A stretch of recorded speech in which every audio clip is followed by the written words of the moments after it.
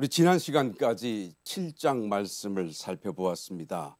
처음 고린도 후서가 새 언약의 사역이 무엇인지를 설명하였고, 그 다음에 5장부터 또 7장까지는 새 언약의 사역자가 어떤 삶을 사는가, 어떤 생활을 하는 것인가, 어떤 특정한 일을 하는 것이 아니라 모든 일을 통하여 내 속에 내주하시는 그리스도를 살아내는 것이다 라는 것을 우리가 살펴보았죠. 새 언약의 사역이라는 것이 곧 오직 한 가지인데, 그리스도를 편지로 이제는 상대방에게 써넣는 일이다라는 것이기 때문입니다. 그러므로 내가 할 수 있는 일이 아니고 새 언약의 사역이라고 하는 것은 내 속에 계신 그리스도가 나를 통하여 나타나실 때 가능한 일이다.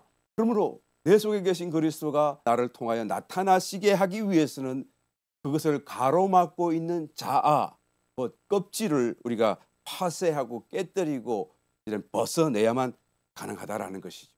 그래서 새 언약의 사역자로서의 삶은 어떤 특징을 가지는가라는 것을 18가지로 열거하는 사도 바울의 간증 속에 제일 첫 번째가 뭐였죠?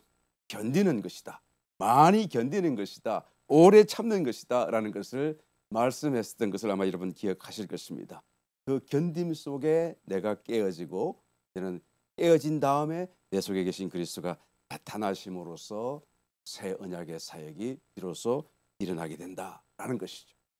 많이 견디시고 또 승리하게 되시기를 다시 한번 주님 이름으로 축원합니다. 그래서 저와 여러분의 삶을 통해서, 또 우리 공동적인 교회적인 삶을 통해서 그리스도가 우리 속에서 나타나실 수 있는 정말로 참 사역이 일어날 수 있는 우리 교회가 되도록 더욱 여러분 애써주시기를 주님의 이름으로 당부하고 축복합니다. 그리고 오늘 봉독하신 9장에 이르기까지 8장 9장의 말씀은 연보에 관한 말씀이죠. 여러분, 연보, 구제헌금, 우리 지금의 말로 하자 치면 구제헌금 같은 것을 연보라고 말을 하게 되는데, 예루살렘 교회가 유대인으로 형성된 교회이지 않습니까? 그 예루살렘 교회가 굉장한 어려움을 당하게 되었을 때 이런 주변 이방인 교회, 마게도냐 교회, 고린도 교회, 아가야 지역의 교회들이 다 이방인 교회들이 연합을 해서 구제금을 모금하고 예루살렘 교회를 돕는 사건을 성경에서 기록하고 있는 것이 바로 이와 같은 사태를 두고 연보라는 독특한 단어를 사용하게 됩니다. 이 연보라는 것도 결국은 새 언약의 사역의 그 본질이 무엇인지를 이해하고, 그리고 그런 본질에 따라서 우리가 사역자로서 우리의 삶을 어떻게 살아가야 하는 것인가라는 이런 하나의 연장선 위에서 연보도 우리가 할 수 있어야 되고, 또 그 연보도 새 언약의 사역의 하나로서 우리 가운데 실행되어야 한다라는 것을 우리가 말할 수밖에 없습니다. 그러므로 성경이 말하는 이 연보라는 것과 구제헌금이죠.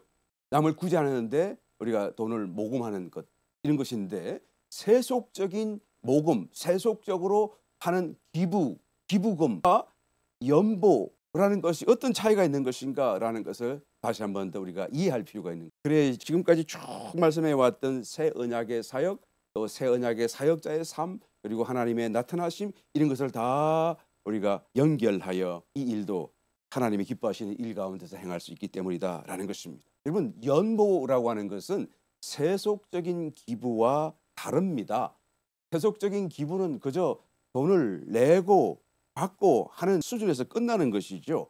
Give and take. 내가 돈을 내었으니 이제는 그 사람에게서 칭찬을 받든지 감사라는 말을 받든지, 아니면 어떤 기관에 내었기 때문에 혜택을 받든지, 아니면 사람들이 칭찬과 주목을 하게 되는 어떤 프리빌리지를 얻든지, 그죠? 하여튼 내가 낸 것과 받는 것, give and take라는 이런 하나의 선상에서 모든 것이 다 함축적으로 설명될 수가 있습니다. 그러니까 많이 낸 사람은 많이 주목받고 많이 혜택을 받고, 덜 낸 사람은 덜 받게 될 수밖에 없죠. 그런데 이 연보라는 것은 다릅니다. 오늘 봉독하신 말씀으로 돌아가서 한번 읽어보겠습니다. 5절, 이러므로 내가 이 형제들로 먼저 너희에게 가서 너희의 전에 약속한 연보를 미리 준비케 하도록 권면하는 것이 필요한 줄 생각하였노니, 이렇게 준비하여야 참 연보답고 억지가 아니니라. 이것이 곧 적게 심는 자는 적게 거두고 많이 심는 자는 많이 거둔다 하는 말이로다. 이 말을 우리가 오해해서는 안 돼요.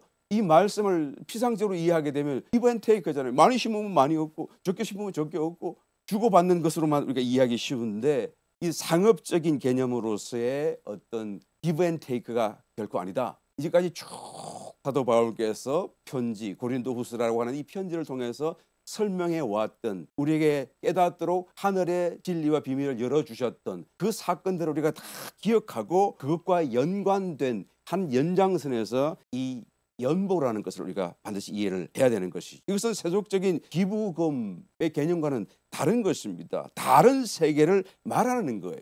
여기서 많이 심는 자는 많이 거둔다라고 하는 이 말 때문에 우리가 얼마나 많이 오해하는지 모르겠어요.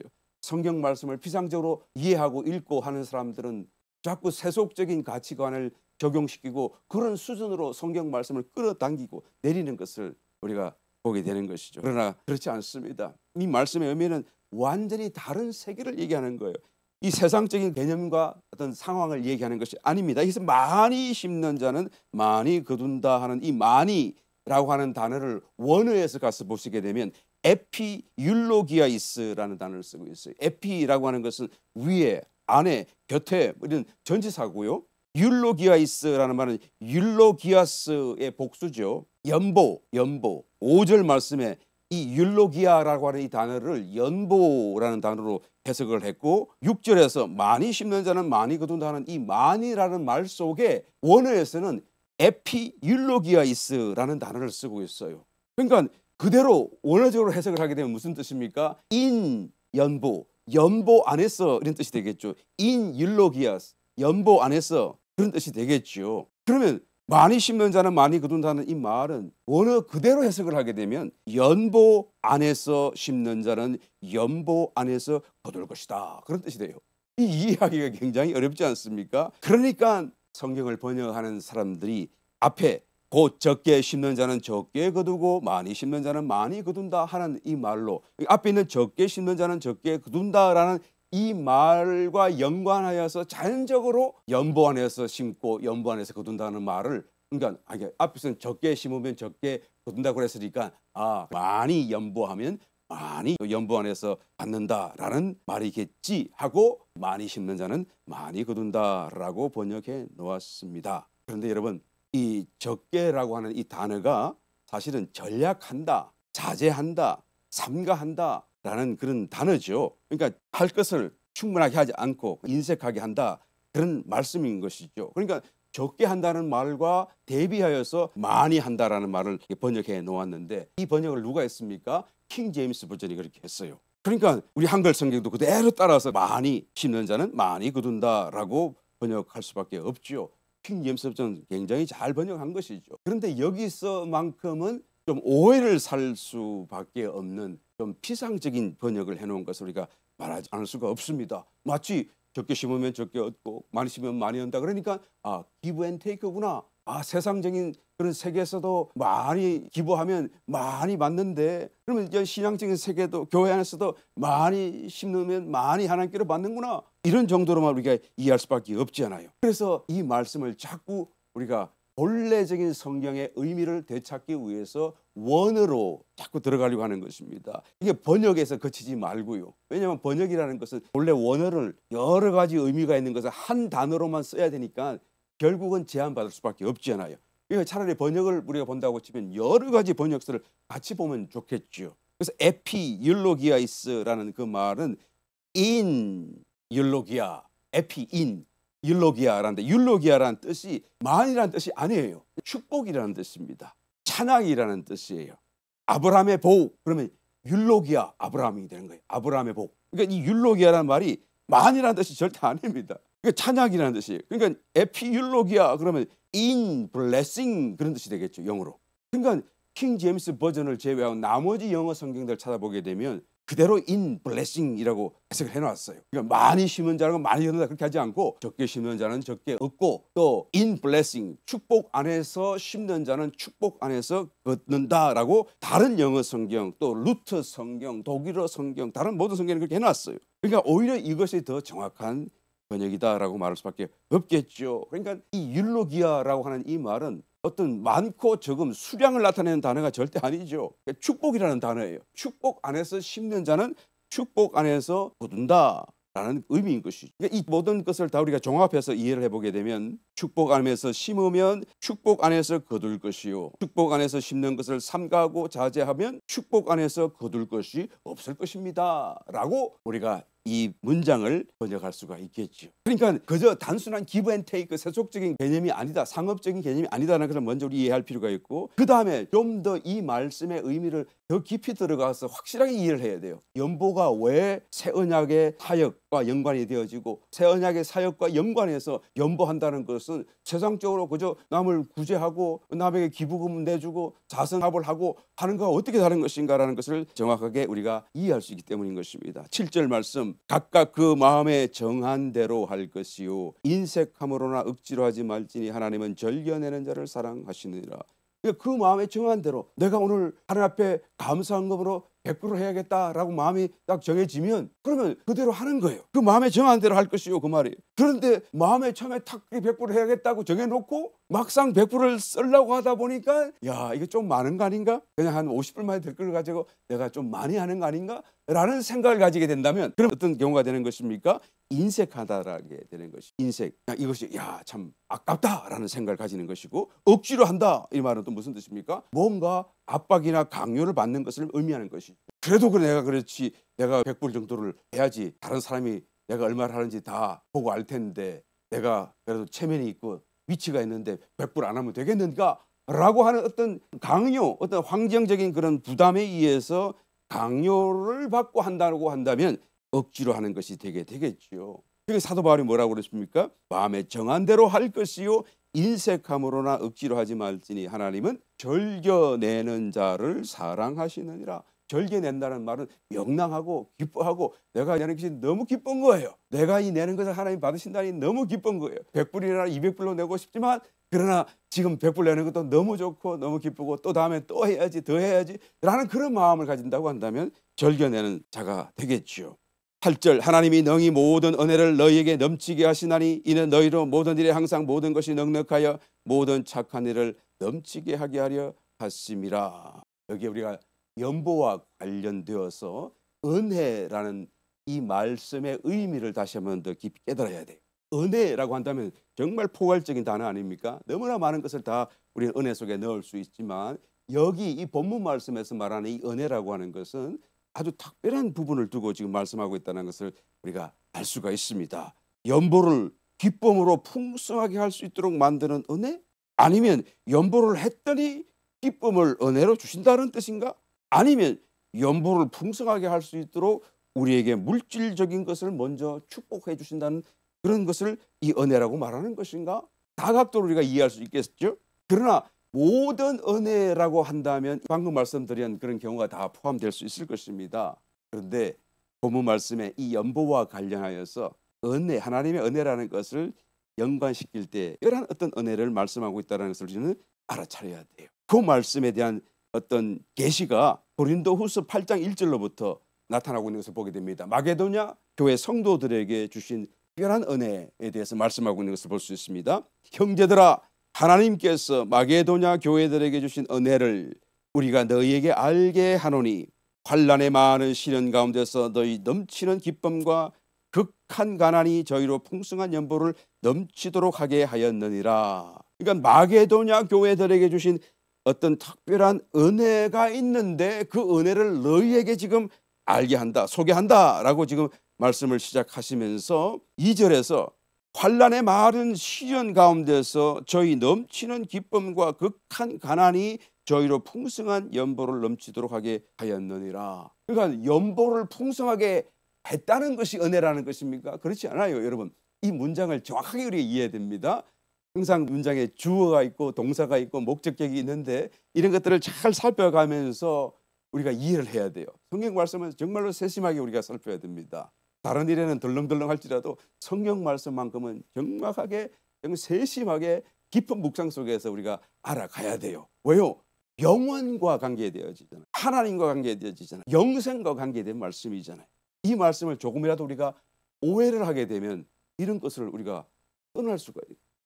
그와 상관없는 삶을 살아갈 수 있기 때문에 굉장히 세심한 주의를 기울일 필요가 있습니다. 여기서 다시 보시게 되면 이 마리게도냐 성도들이 풍성한 연보를 넘치도록 하게 한 주체가 무엇입니까? 바로 그 2절 앞에서 그들에게 있는 넘치는 기쁨이 그들로 하여금 연보를 하되 풍성하게 했다 그 말이에요. 하나님의 은혜가 했다는 그 말이 아니고요. 그들에게 속에 있는 기쁨이요. 그 다음에 극한 가난이 또한 저희로 그 연보를 풍성하게 했다는 것입니다. 그러니까 너무나 가난하기 때문에 그들이 할 수 있는 그런 어떤 한계가 있겠죠. 아마 그 총 액수로 비교를 하자 치면 그렇게 큰 돈이 아닐 수도 있겠습니다. 그런데도 그것이 풍성하고 넘쳤다고 하는 그 말씀은 그들의 형편에서 그들의 가진 것에서 비교해 볼 적에 그들이 비록 세상 다른 사람과 비교하면 작은 돈일지라도 굉장한 그런 액수가 되었다는 얘기를 하는 것이죠. 마치 2렙돈을 한 앞에 내어드렸던 그 과부의 동전을 두고 주님께서는 뭐라고 그랬죠? 다른 부자들이 한 것보다 더 많이 했다라고 말씀하신 그대로 말이죠. 그들의 가난이 극한 가난이었기 때문에 그들이 조금만 뭔가를 내어놓아도 그것은 그들에게는 굉장히 큰 어떤 연보가 되었다라는 것을 말하는 것입니다. 그런데 그 극한 가난 속에도 자기들이 먹을 것도 없는데 어떻게 내어놓을 수 있었습니까?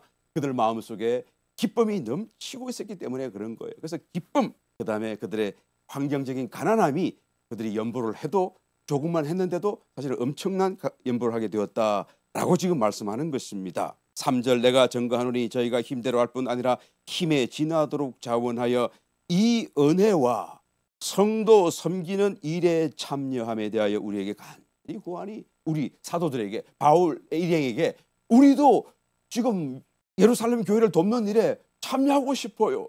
좀 우리도 끼워주세요 하고 간청하는 것입니다.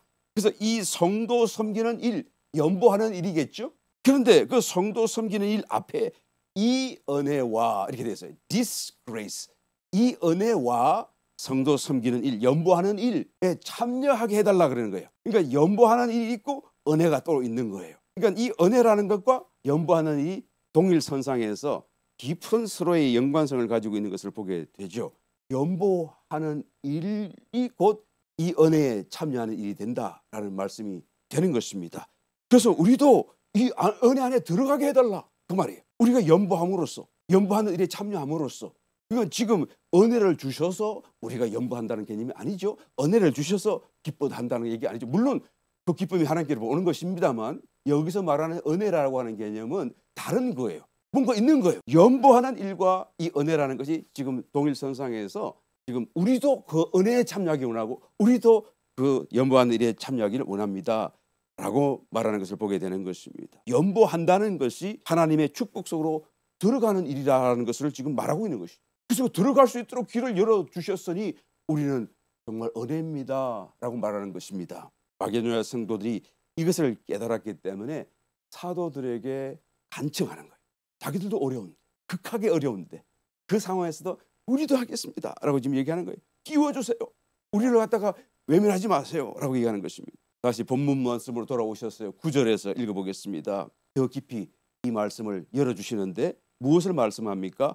갑자기 의에 대해서 말씀을 해요. 의, 하나님의 의에 대해서 말씀하시고 성도들의 의에 대해서 말씀합니다.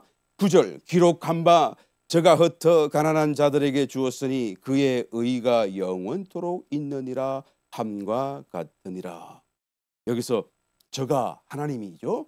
그의 의가 하나님의 의가 영원토록 있다라고 말하는 것이죠. 왜 이것이 영원히 의롭다고 칭송을 받는 것입니까? 하나님께서 재물을 축복을 흩어서 가난한 자들에게 주셨기 때문이다 라고 말하죠. 갑자기 왜 이런 말씀을 하시는 건가요? 기록한 바, 그럼 어디에 기록되어 있다는 말씀인가요? 시편 112편 9절 이하의 말씀에 이 말씀이 기록되어져 있습니다. 저가 재물을 흩어 빈궁한 자에게 주었으니 그 의가 영원히 있고 그 뿔이 영화로이 돌리리로다. 악인은 이를 보고 한하여 이를 갈면서 소멸하리니 악인의 소욕은 멸망하리로다. 하나님의 의가 왜 칭송받습니까? 그것을 재물과 축복을 흩어서 빈궁한 자들에게 나누어 주셨기 때문이다. 그래서 영화롭다. 지금 칭송받는 거 아니겠습니까? 그런데 그것을 보고 있는 악인들은 한하여 이 분개한다 그 말이에요. 막 화를 낸다는 말씀이죠. 그리고 이를 간다는 얘기죠. 왜 이 악인들이 분개를 합니까? 그 이유는 하나님이 빈궁한 자에게 재물을 나누어 주시는 그 방법, 그 이유가 자기들의 이해 속에서, 자기들의 형평성에 대한 이해 속에서 옳지 않다라고 여기는 거예요. 하나님 왜 그냥 주세요? 우리는 힘들게 벌었는데요. 우리는 힘들게 일해서 얻었는데 왜 이 힘들게 얻은 것을 저들에게 그냥 주시는 것입니까? 라고 지금 말하고 있는 거예요. 여러분, 마치 신약 성경 우리 마태복음 20장에 나오는 그 포도원 분군들의 하나의 비유가 생각나죠? 이른 새벽부터 포도원에 들어와서 하나님의 일터에 들어와서 하나님 일로 그냥 수고했던, 온종일 더위와 수고를 했던 그 사람들이 나중에 해지기 1시간 전에 들어와서 일하는 사람들과 동일한 품삯을 받았을 때 이 사람들이 분개하지 않아요. 그리고는 그 주인 대신 하나님께 불평을 토로하지 않아요. 어떻게 주 사람들과 같이 우리에게 주시는 것입니까? 라고 말했을 때 하나님이 뭐라고 말씀합니까? 나는 너에게 한 데나리온을 약속하지 않았느냐? 나는 이것을 주는 것이 전혀 불의한 것이 아니다. 내가 주고 싶어서 저 사람들에게 내 것으로 주었는데 너는 나의 이 자비함을 악하다고 말하느냐? 라고 오히려 물어보는 것을 우리가 알게 되죠. 이 새벽에 먼저 들어온 자들이 불평하는 것은 물론 그들이 여하튼 하나님의 종으로 묘사된 것이니까, 그래도 구원받은 자들로 묘사된 것이니까요. 그래도 그 사람들은 악인들은 아니죠. 신분적으로는 의인들이고 구원받은 자들이겠죠. 그런데 그들의 생각, 그들의 입에서 나오는 말은 여전히 정화되지 못한 상태에서 악한 본성에서 나오는 것이다라는 것을 우리가 구약에서도 지금 읽었던 시편 말씀과 또한 여기에서도 우리가 연결해서 이해할 수가 있는 것입니다. 그들이 오히려 하나님의 그 자비하심과 선하심을 보고 정말 우리 하나님은 좋으신 하나님이라고 칭송을 하고 영광을 올려드려야 되는데 왜 우리에게는 이렇게 하고 왜 저렇게 합니까? 라고 말한다고 하는 것은, 여러분, 이 시편 기자의 기록처럼 이것을 보고 분개하는 악인들의 품성, 본성을 대로 나타내 주는 말씀이 아닐 수가 없습니다.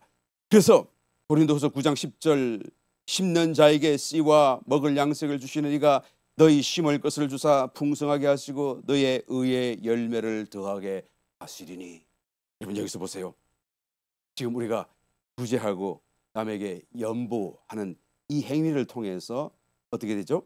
하나님이 다시 우리에게 더 심을 것, 더 많은 것을 주실 뿐만 아니라 우리에게 의의 열매를 더하여 준다라고 지금 말씀해 주지 않아요.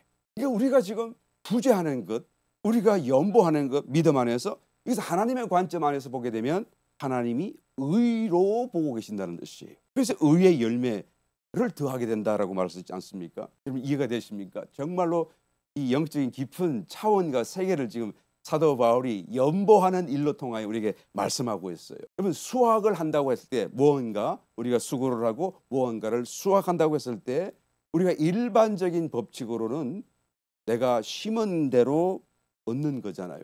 심고 거두는 거잖아요. 이것은 자연적인 법칙이라고 말할 수가 있을 것입니다.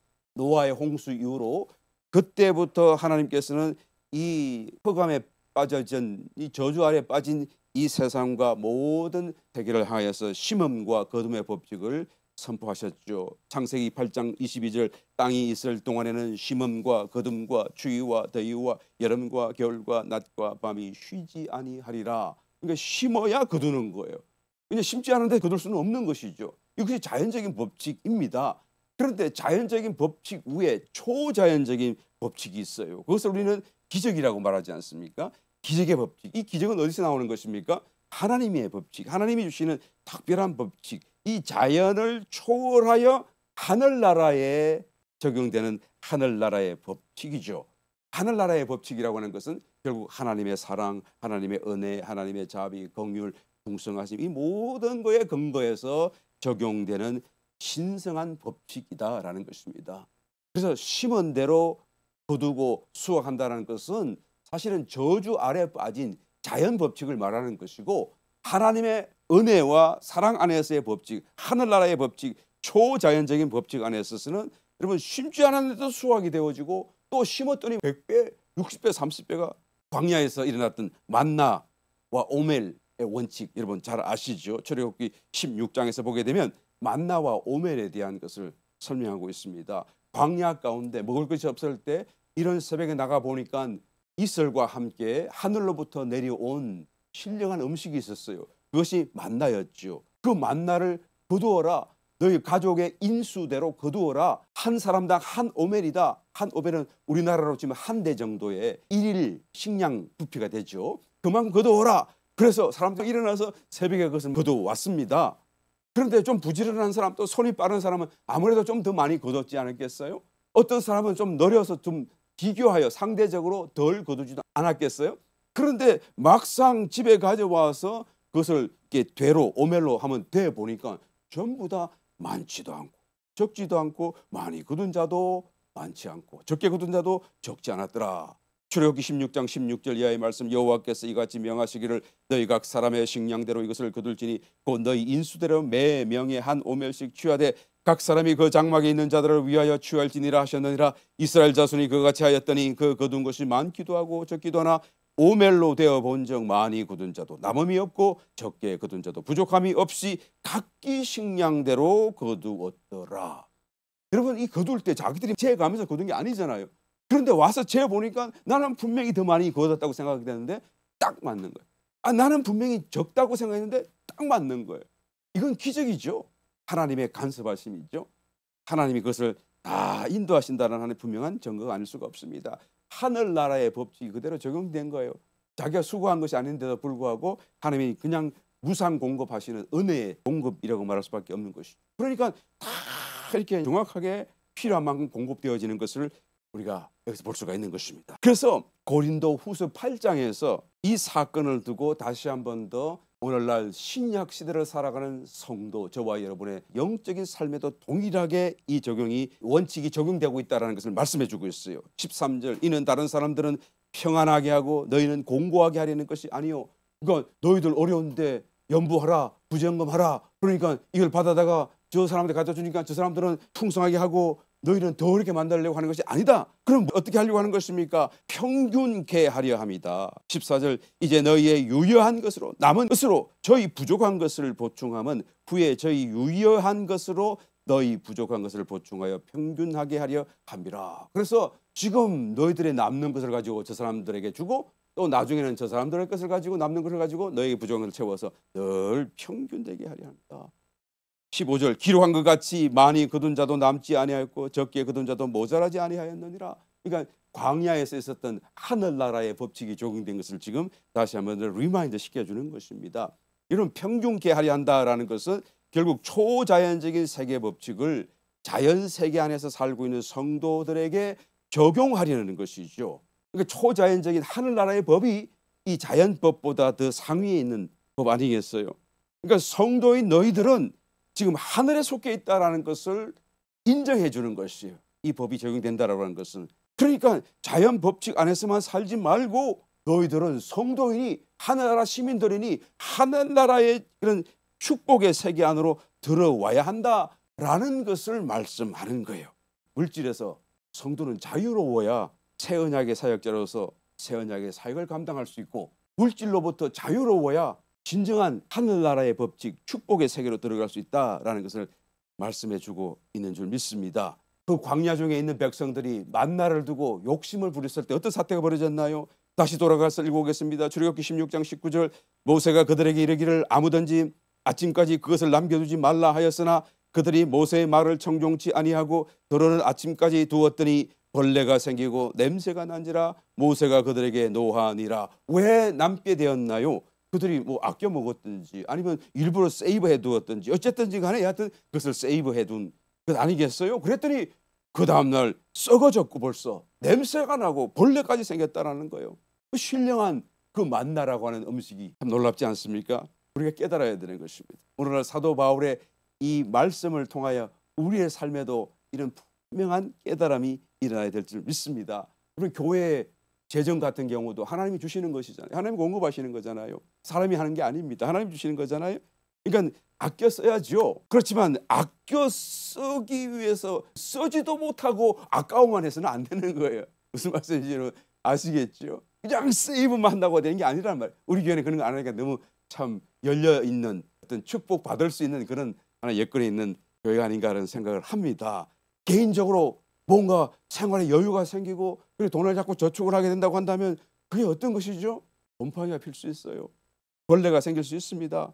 열심히 나의 유효한 것, 남는 것으로 어떻게 해야 되죠? 남을 위해 써야 돼요. 써야 돼요. 이것이 오늘 본문이 말씀하는, 성경이 말씀하는 연보의 개념인 것입니다. 잠언서 11장 24절, 겉어 구제하여도 더욱 부하게 되는 일이 있나니 과도히 아껴도 가난하게 될 뿐이라. 그렇죠? 내가 세이브하면 뭔가 더 많아질 것 같은데 그렇지 않아요. 성도이기 때문에 신령한 법이 적용되고 있다는 것을 우리 알아야 되는 것이죠. 25절, 부재를 좋아하는 자는 풍족하여 질 것이요 남을 윤택하게 하는 자는 윤택하여 지리라. 어느 날 사탄이 이제 막 취업하는 청년을 찾아왔습니다.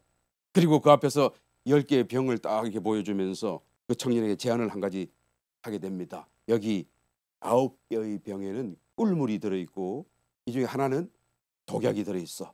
그런데 네가 만약에 이 10개의 병 중에 어느 것이 독약이 들어있는지 모르겠지만 그러나 한 개의 병을 골라서 마시고 죽지 않는다고 한다면 네가 평생 일해서 벌 그 돈보다도 더 큰 돈을 내가 주겠노라. 이렇게 청년에게 제안을 합니다. 근데 청년은 그 얘기를 듣고도 처음부터 이런 지하에 거절을 하죠. 아무리 재물이 좋아도 회기도 있고 그래도 목숨과 어떻게 재물을 바꿀 수 있겠는가라고 말을 하면서 아니요, 나는 내 힘으로 살 것입니다.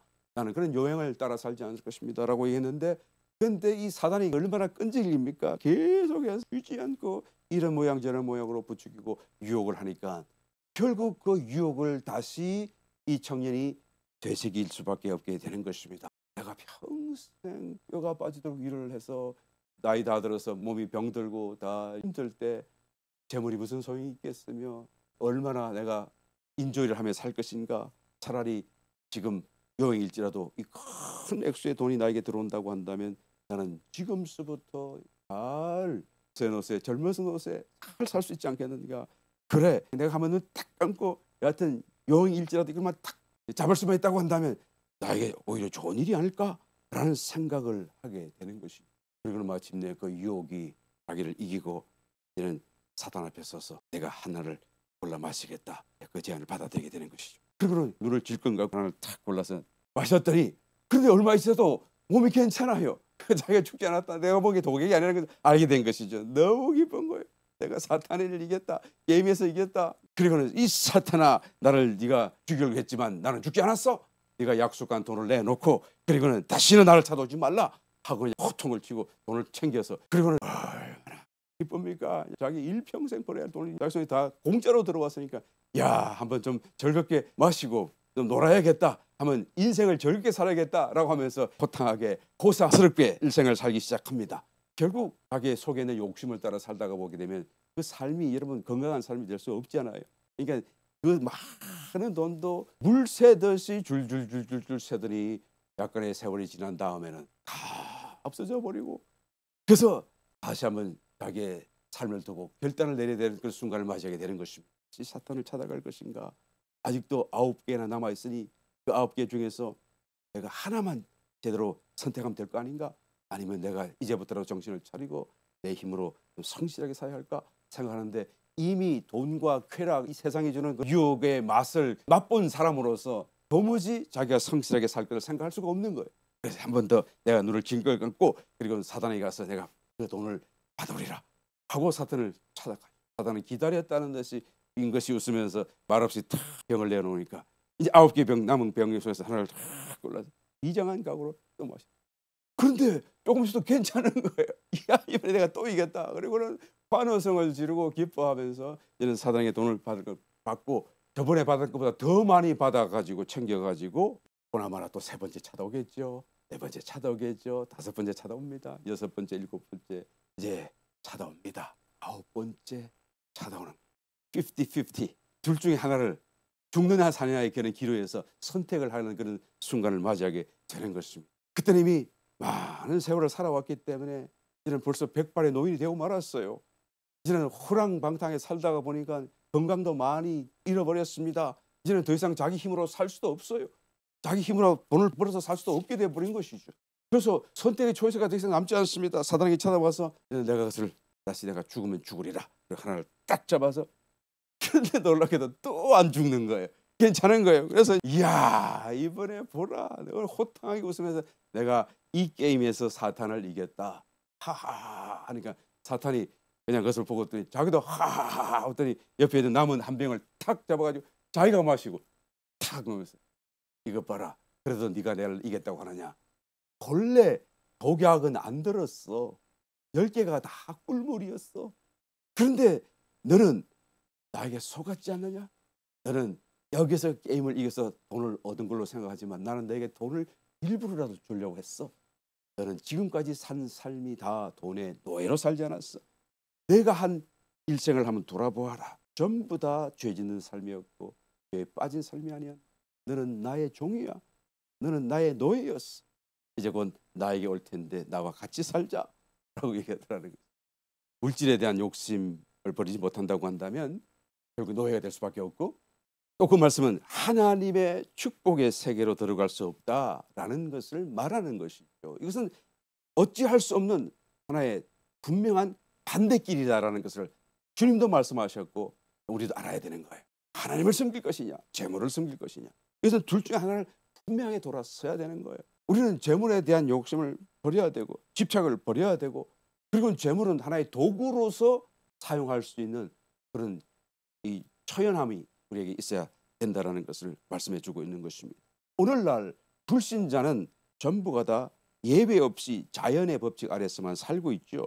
그러나 성도는 이 자연적인 법칙뿐만 아니라 초자연적인 법칙 아래에서도 살고 있다는 것을 알아야 되는 것이죠. 이 초자연적인 법칙, 기적의 법칙, 하나님의 법칙, 하나님의 은혜와 사랑에 근거하여 하나님의 무한하신 공급을 또한 공급하시는 그런 은혜의 법칙이 평형적으로 공존하고 열려져 있다는 것을 우리는 알아야 되는 것입니다. 우리가 믿음 안에서 하나님의 축복 세계를 깨닫고 믿음으로 연보하게 됨으로써 하나님의 초자연적인 법칙 안으로 들어가게 된다는 것을 지금 사도 바울께서 8장과 9장 이 두 장 많은 분량을 할애하면서 우리에게 깊이 있게 심도 있게 설명하고 있는 것입니다. 다시 한번 읽어봅니다. 고린도후서 9장 10절 심는 자에게 씨와 먹을 양식을 주시는 이가 너희 심을 것을 주사 풍성하게 하시고 너희의 의의 열매를 더하게 하시리니. 의의 열매. 연보라는 그 말의 의미가 좀 어려운 단어죠. 한자로요. 내어놓아서 남을 돕는다라는 뜻이죠. 그런데 이 연보라고 해석해 놓은 원어적인 의미로 찾아가 들어가 보니까 율로기야, 블레싱이라는 뜻이다라는 것을 우리가 알게 되었습니다. 축복이라는 거예요. 그러니까 구제하는 일과 하나님의 축복이라는 말이 같은 선상에서 서로 연결되어져 있다라는 것으로 우리 또한 이해할 수가 있는 것입니다. 남에게 축복을 나누는 것이, 또 남에게 축복을 나누는 그것이 곧 자기가 축복을 받는 길이 된다. 어떤 축복이죠? 하나님이 이 현세를 사는 동안에 더 많은 심을 것으로 공급해 주는 축복. 한 걸음 더 나가서 영원한 세계 속에 하나님 나라 속에서 의의 열매로 더하여 주시는 축복. 여러분, 이 놀라운 축복의 길과 기회를 우리가 사용하시기를 바라고, 그것을 잃지 않게 되시기를 이 한 해 동안 정말로 우리가 깨달은 자로서 믿음으로 남을 구제하고 사랑을 실천하는 일에 더욱더 열심을 다하게 되시기를 예수 이름으로 축원합니다.